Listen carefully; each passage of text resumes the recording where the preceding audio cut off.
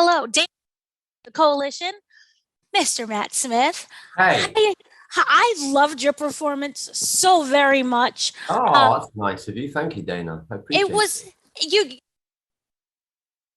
really amazing. You really speak up. You really emotional performance, both sides of you.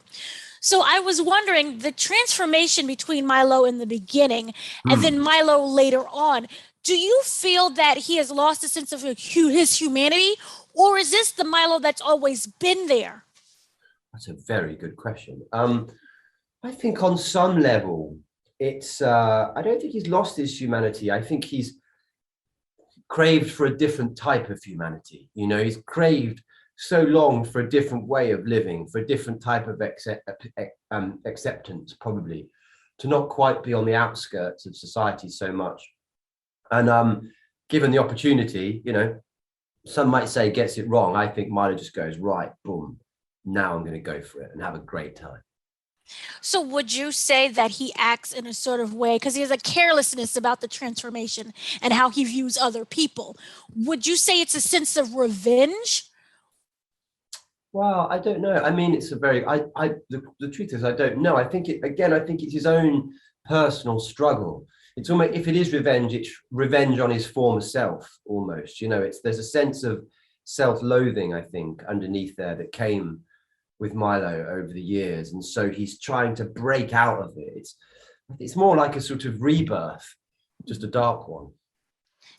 I like that. Now, also, what I learned was really interesting. There isn't much prosthetics in this, it's all visual effects based. So, as an actor, how does that work for you? How do you transform into that character? That's a very good question again. Three good ones, my friend. Oh, The well, yeah, it's odd actually because you've got these dots on your face and you're sort of having to behave like a monster.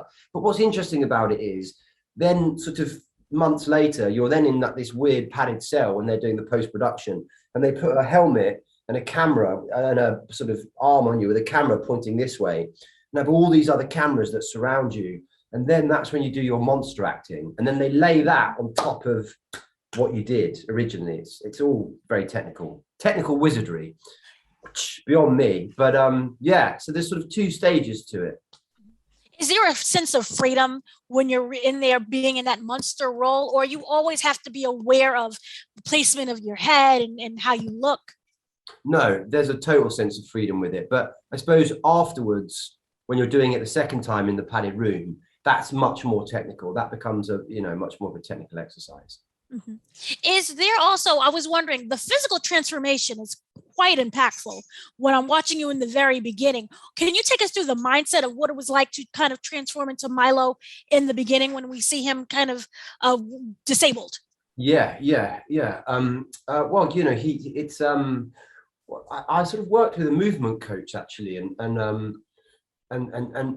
tried to sort of think about what it might do to my bones and to my muscle and how that might affect the way that I carry my body really.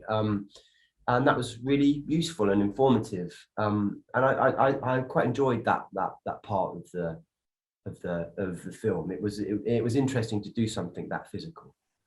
And lastly, if you could describe Morbius using just one word, what would you say? Ooh, if I could describe Morbius using just one word, what would I say? Batty.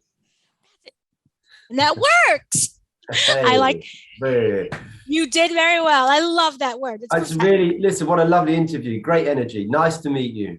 Lovely to meet you. Big fan. And thank you Yeah, so much for speaking my with me. pleasure. Have a great day. You too.